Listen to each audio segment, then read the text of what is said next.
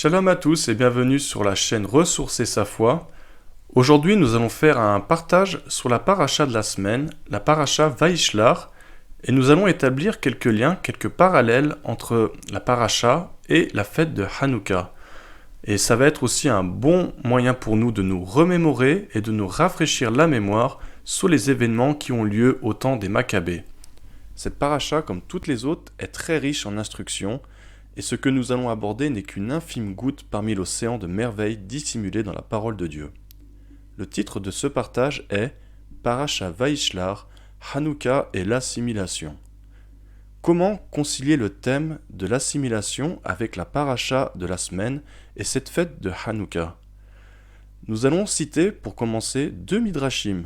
Ce sont des commentaires juifs qui vont au-delà du sens littéral, qui vont donner un sens interprétatif et qui vont lier deux éléments ensemble pour en tirer un enseignement. Et on va donc introduire notre comparaison entre Hanouka et la paracha Vaishlar.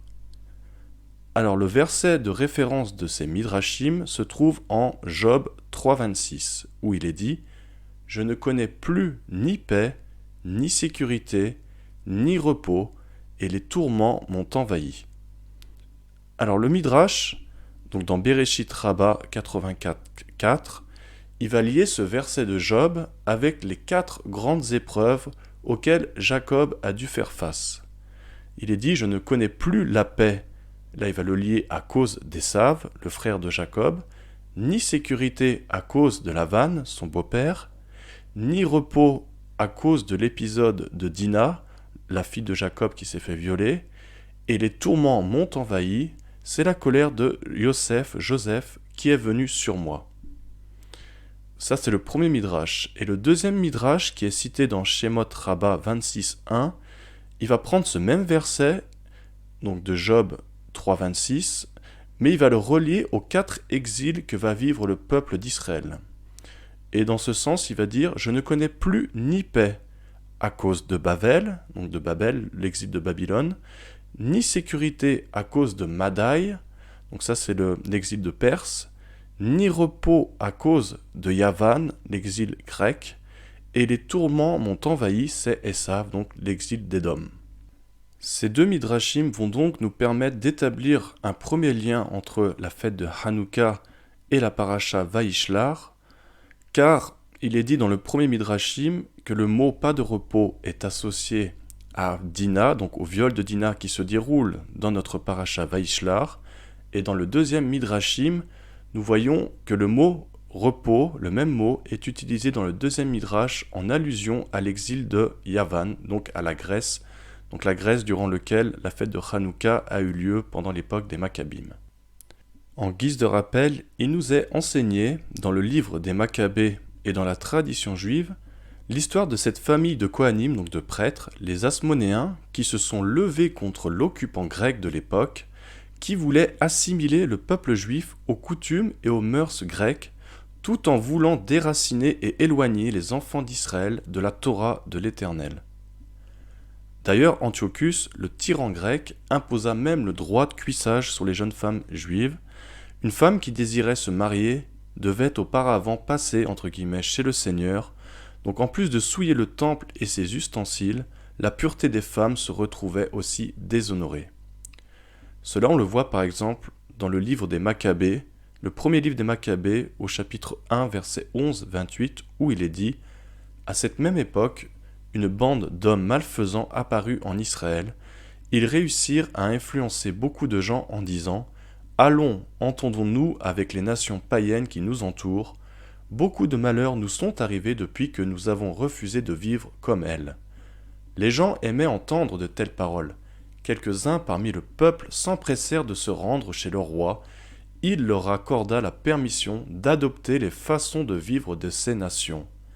Alors, ils construisirent un gymnase à Jérusalem selon les usages païens. Ils firent dissimuler leur circoncision. Ils abandonnèrent ainsi l'alliance sainte pour s'associer aux païens. Ils prenaient plaisir à se livrer au mal.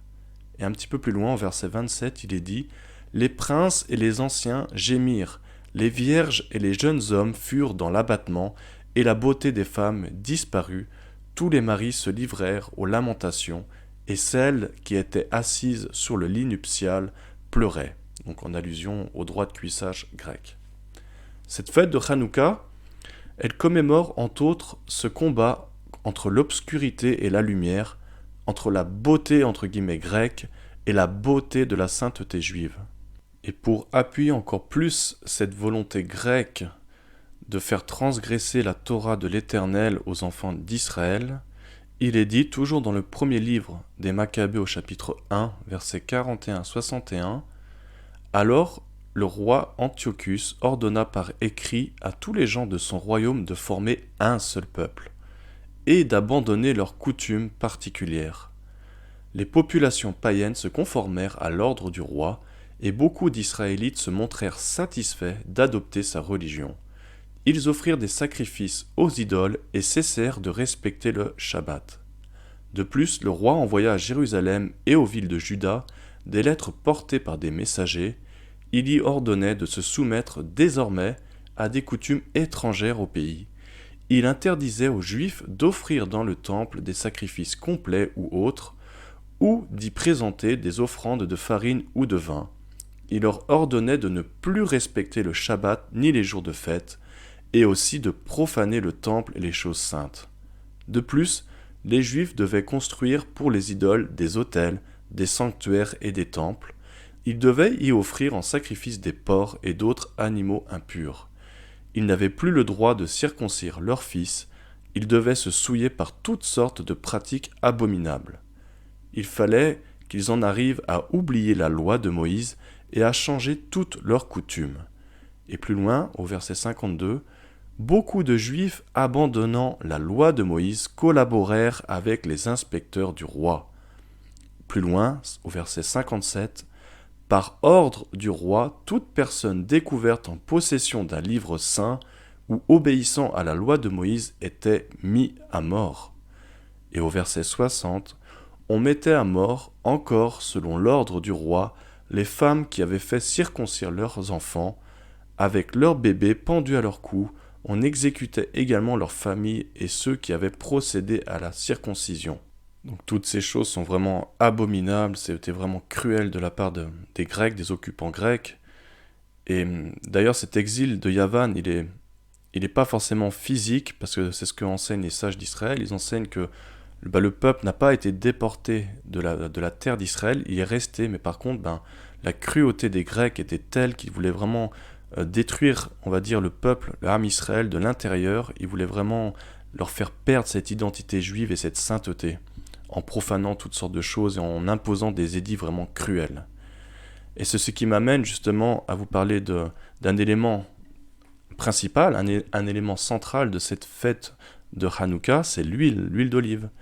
Et vous avez déjà probablement entendu parler de cette histoire, de cette fiole d'huile vierge de toute souillure, qui a été retrouvée après la victoire des Juifs sur les Grecs, et qui a permis de rallumer la menorah, donc le chandelier du temple, pendant les 8 jours nécessaires pour reconfectionner une nouvelle huile consacrée pour le temple.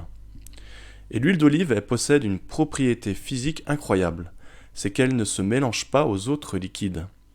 Par exemple, si vous remplissez un verre avec de l'eau et que vous y ajoutez de l'huile, cette dernière ne va pas se mélanger avec l'eau, elle va rester en surface du verre.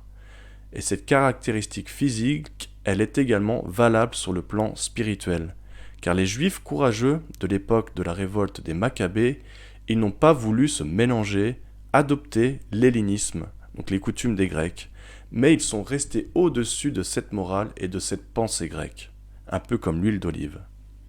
Comme il est dit dans 1 Maccabée 1, 62-63, cependant, beaucoup d'habitants d'Israël eurent le courage de résister et de ne pas manger d'aliments impurs.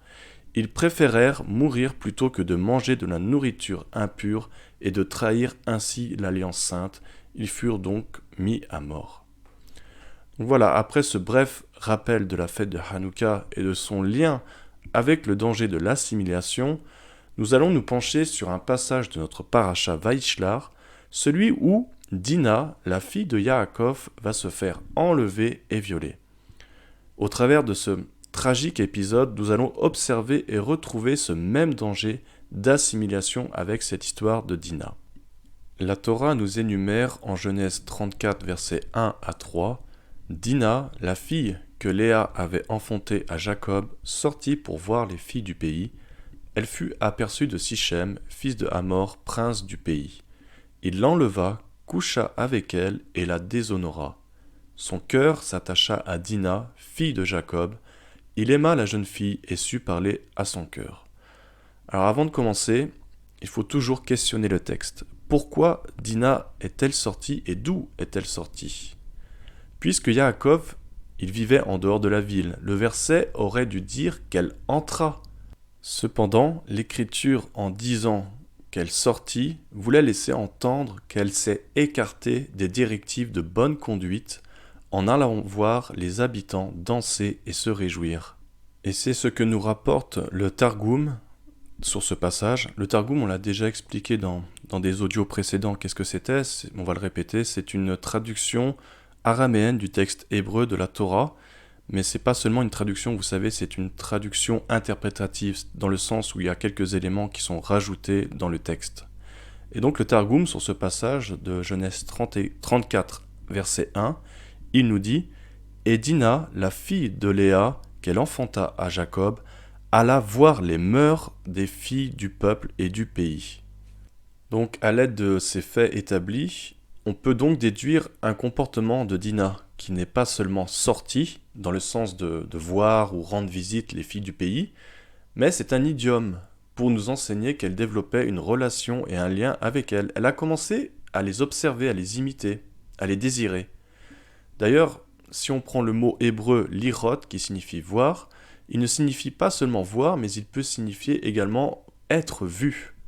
Ainsi donc, Dina ne voulait pas seulement voir, mais elle voulait être vue. D'ailleurs, le texte, un peu plus loin, en Genèse 34.2, il nous dit « Et Sichem, fils de Hamor, la vit ». Donc c'est qu'il l'a vue, et c'est qu'elle s'est rendue visible à ses yeux. De plus, les filles du pays que Dina a voulu voir lorsqu'elle est sortie, c'étaient des filles qui étaient idolâtres, car le texte nous informe que ces personnes étaient des Héviens. Et on le voit dans le texte, nous dit que Sichem, fils du roi du pays des Héviens. Et c'était un des 7 peuples idolâtres qu'il fallait chasser, vous savez, plus tard, du pays de Canaan. Donc nous comprenons donc que l'assimilation nous amène à nous détourner de Dieu et nous rapproche inversement de l'idolâtrie. Dina semble avoir succombé à ce mauvais penchant, tout comme de nombreux juifs à l'époque des Maccabées. Le désir de l'assimilation amène à la prostitution qui est considérée comme de l'idolâtrie. Cette assimilation va nous amener à nous détourner et nous rendre infidèles. D'ailleurs, dans leurs traductions respectives, André Chouraki ainsi que David Stern utilisent le mot « fils de Bélial » lorsque les autres traductions, on va dire générales, utilisent le mot « fils infidèle ». Par exemple, dans le livre 1 des Maccabées, au chapitre 1, verset 11, ces deux personnes, donc Chouraki et Stern, utilisent le mot Bélial.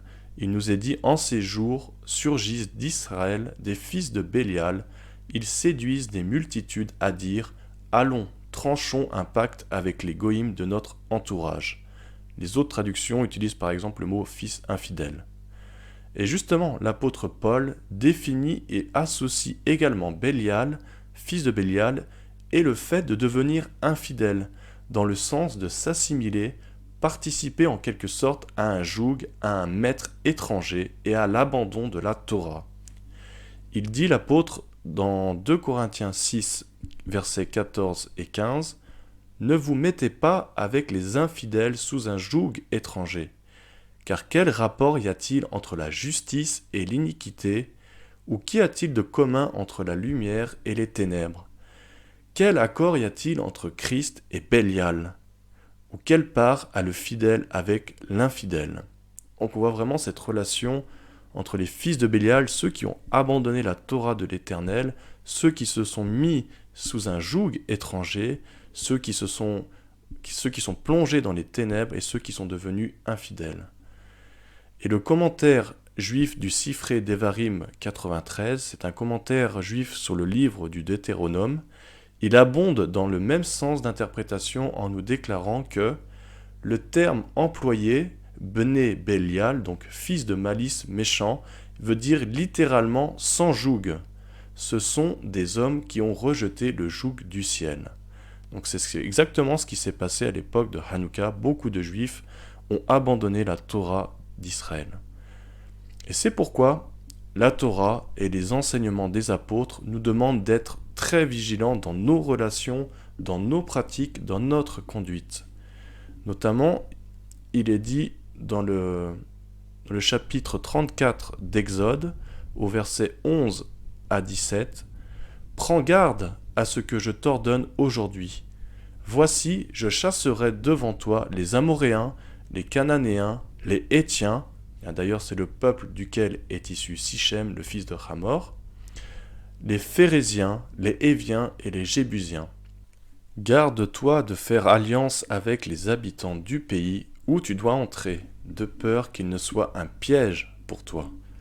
Au contraire, vous renverserez leurs autels, vous briserez leurs statues et vous abattrez leurs idoles. Tu ne te prosterneras point devant un autre Dieu, car l'Éternel porte le nom de jaloux, il est un Dieu jaloux. Garde-toi de faire alliance avec les habitants du pays, de peur que, se prostituant à leurs dieux et leur offrant des sacrifices, ils ne t'invitent et que tu ne manges de leurs victimes, de peur que tu ne prennes de leurs filles pour tes fils, et que leurs filles, se prostituant à leurs dieux, n'entraînent tes fils à se prostituer à leurs dieux. Tu ne feras point de Dieu en fonte. L'apôtre Paul nous prévient et nous enseigne également dans la première lettre aux Corinthiens au chapitre 15 verset 33 « Ne vous y trompez pas, les mauvaises compagnies corrompent les bonnes mœurs. » Un autre point intéressant dans le passage de la Torah évoquant l'histoire de Dina est que quelque chose chez les filles du pays qui vivaient autour d'elle l'a attirée. Et pour nous éclairer, le commentaire du Pirkei des Rabbi Eliezer au chapitre 38.1 nous dit que la fille de Jacob demeurait dans les tentes et elle n'allait pas dans la rue. Alors que fit Sichem, fils de Hamor? Il fit venir des danseuses qui jouaient de la flûte dans les rues. Dina sortit pour voir ses filles qui s'amusaient. Il la saisit à ce moment et coucha avec elle. Alors si on peut imager ça à notre époque actuelle, et de nos jours ça pourrait être la culture, les fêtes, les artistes, la musique, les vêtements, l'argent, etc. Toutes ces choses, parfois on va être attiré par les choses qui sont du monde et qui ne servent pas Dieu. Et on va se retrouver malgré nous à nous associer avec eux et à leur ressembler de plus en plus. Et d'ailleurs le roi Salomon nous met en garde, il nous dit dans Proverbe 24, « Ne porte pas envie aux hommes méchants et ne désire pas être avec eux, car leur cœur médite la ruine et leurs lèvres parlent d'iniquité. » Et la Torah a encore quelque chose à nous apprendre sur ce sujet de l'assimilation, et plus précisément une des conséquences. On le voit toujours dans notre épisode de Dina. Après que l'incident en question s'est produit, les Hétiens, ils semblaient vouloir conclure une alliance avec Israël qu'ils ont présentée comme étant à leur avantage. Il est dit en Genèse 34, versets 8 à 10, « Et Hamor leur parla, disant, « L'âme de Sichem, mon fils, s'est attachée à votre fille. Donnez-la lui, je vous prie, pour femme, et alliez-vous avec nous. Donnez-nous vos filles, et prenez nos filles pour vous. Et habitez avec nous, et le pays sera devant vous. Habitez-y, et trafiquez, et ayez-y des possessions. » Donc on voit que c'est quelque chose qui est intéressant. Hamor il est en train de vendre sur un plateau au fils de Jacob quelque chose qui paraît être bon. Ils auront le pays, ils vont prendre leurs filles, ils pourront faire du commerce, ils vont avoir des possessions, etc. Mais pour vendre cette idée à son peuple, que dit réellement Sichem et son père Hamor?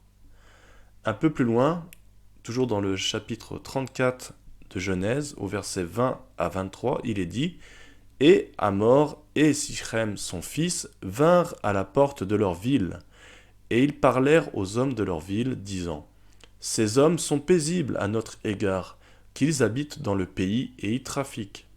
Et voici, le pays est vaste devant eux, nous prendrons leurs filles pour femmes, et nous donnerons nos filles. Mais ces hommes s'accorderont avec nous pour habiter avec nous, pour devenir un même peuple. Donc encore une fois, on voit encore ce projet d'assimilation. Un même peuple. Seulement sous cette condition que tout mâle parmi nous soit circoncis comme ils sont circoncis. Leurs troupeaux et leurs biens et toutes leurs bêtes ne seront-ils pas à nous? Seulement accordons-nous avec eux et ils habiteront avec nous. Donc ce texte est intéressant parce qu'on voit que bien que Amor il ait dit à Israël qu'ils auraient la liberté sur la terre et que ce serait à leur avantage, parce qu'on l'a vu, la terre sera à votre disposition, vous allez vivre, vous ferez des affaires, vous allez acquérir des biens ici, la réalité et la vérité sont tout autres. Car ils disent, leurs troupeaux, donc en parlant d'Israël, leurs troupeaux et leurs biens et toutes leurs bêtes ne seront-ils pas à nous? Donc on voit qu'il y a un intérêt placé derrière. Et le monde, il est ainsi. Le monde, il ne veut pas nous aider. Il veut nous utiliser et nous abuser. On ne devrait pas avoir d'illusions à ce sujet. Et vis-à-vis de Yeshua, on pourrait se dire, oui mais c'est vrai, mais Yeshua, il passait du temps avec les pécheurs. Mais on doit comprendre que Yeshua, même s'il passait du temps avec ces personnes, c'est qu'il l'a fait dans un but précis. C'est leur enseigner la vérité et les conduire au repentir. Et le maître, il avait une telle sainteté qu'il n'y avait pas de risque quelque part d'assimilation. Et ce n'était pas pour passer du temps en communion, ni pour devenir semblable à eux, il y a là une grosse différence. Yeshua était très clair sur qui il considère comme ses amis et sa famille. En Jean 15, 14, il nous dit « Vous êtes mes amis si vous faites ce que je vous commande ». Et dans Matthieu 12, 50, il dit « Car quiconque fait la volonté de mon Père qui est dans les cieux, celui-là est mon frère et ma sœur et ma mère. » Ainsi donc l'infidélité, le déshonneur, l'abandon, le rejet du joug de la loi du Seigneur sont contre ce qu'enseigne le Maître Yeshua et contre la volonté du Père. Donc pour résumer ce que nous avons vu précédemment et établir des parallèles entre Hanouka et l'épisode de Dinah, donc dans notre parasha Vaishlar, nous pouvons relever que les sages d'Israël font un lien, au moyen de Midrashim, entre les 4 grandes épreuves qu'a vécu Yaakov dans sa vie et les 4 exils du peuple juif.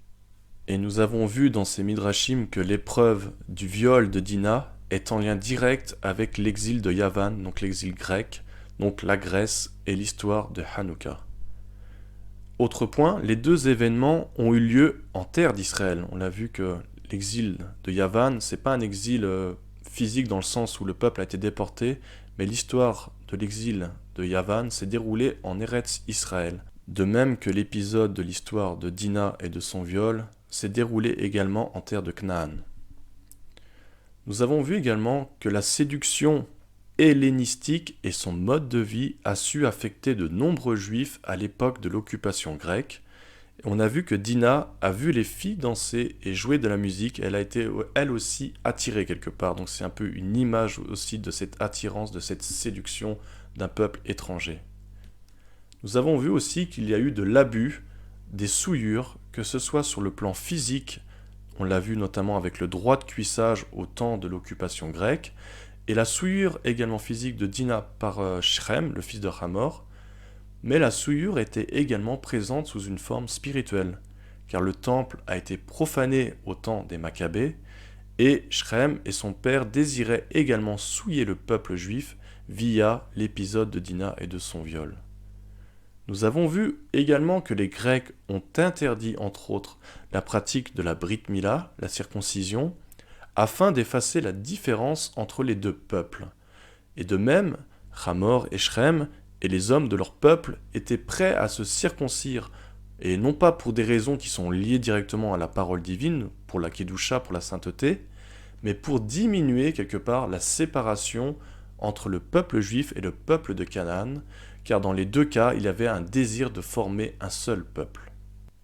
Autre point intéressant, on sait que la rébellion des Juifs est venue par des hommes de la tribu des Hashmonaïm, donc les Hashmonéens, qui étaient des Lévites. Mais la tradition enseigne que c'est par une femme que la révolte a été déclenchée. C'est l'histoire de Hannah, fille de Mattityahu, qui s'est mise nue pendant son mariage, et ses frères qui étaient présents au mariage, ils ont été choqués et ils voulaient la punir sévèrement, mais elle leur a répliqué « Vous seriez prêts à me tuer par zèle, mais vous n'avez pas assez de courage pour me protéger des mains du gouverneur grec qui viendra ici pour me violer ce soir. » Et les frères décidèrent de se rebeller contre ce décret et de défendre l'honneur des jeunes femmes juives qui étaient outragées par ce décret. C'est ainsi que la rébellion des Maccabées débuta. Et on a vu aussi que c'est après que Dina fut déshonorée que Shimon et Lévi, donc on retrouve Lévi, furent choqués eux aussi et décidèrent de venger leur sœur. Voilà, alors faire la volonté du Père, c'est vraiment garder ses commandements, la Torah, la parole.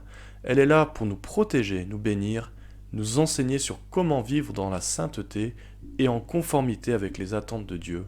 Yeshua l'a fait, alors imitons-le du mieux possible selon nos forces et nos possibilités. Nous ne pouvons pas servir deux maîtres, donc ne soyons pas séduits par l'assimilation, l'idolâtrie, mais restons vraiment dans l'attente de Jacob, un idiome nous indiquant l'étude et l'application à la parole de Dieu.